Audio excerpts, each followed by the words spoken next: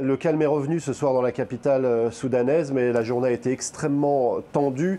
Les militaires ont déployé un dispositif important, mais surtout ils ont fermé tous les axes, ou quasiment tous les axes qui permettent de rejoindre Khartoum, notamment les ponts qui relient la ville voisine d'Omdurman ou encore celle de Bahri. Et ils ont finalement empêché les manifestants de pouvoir se rassembler pour former un cortège important. Ils étaient tout de même plusieurs dizaines de milliers à manifester aujourd'hui contre le coup d'État. Beaucoup ont souligné que très tôt dans la manifestation, les tirs de gaz lacrymogène ont commencé. On a pu le constater notamment du côté de Khartoum et notamment sur l'île de Touti. C'est une île qui jouxte la capitale soudanaise.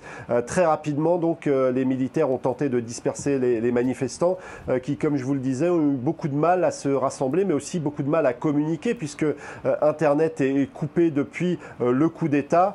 Mais tout de même, dans un certain nombre de villes du pays, les gens sont descendus dans la rue pour dire non à ce coup d'État et à cette dictature qui, selon eux, est en train de s'installer au Soudan.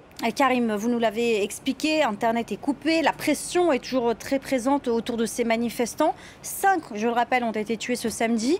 Comment l'opposition voit la suite du mouvement ?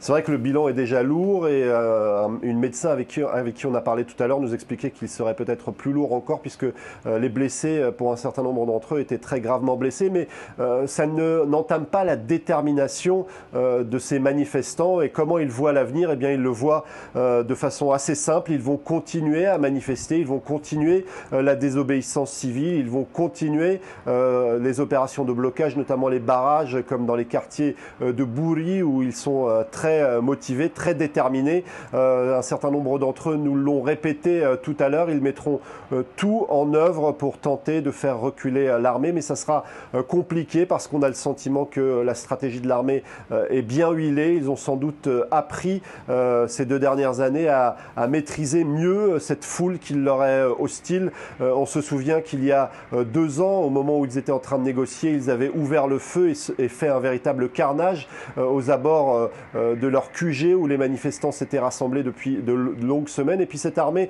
semble assez sourde à la pression internationale. De nombreux pays avaient lancé un appel à la retenue, à un usage proportionné de la force. Ce n'est pas du tout ce qui a été mis en œuvre par l'armée soudanaise aujourd'hui.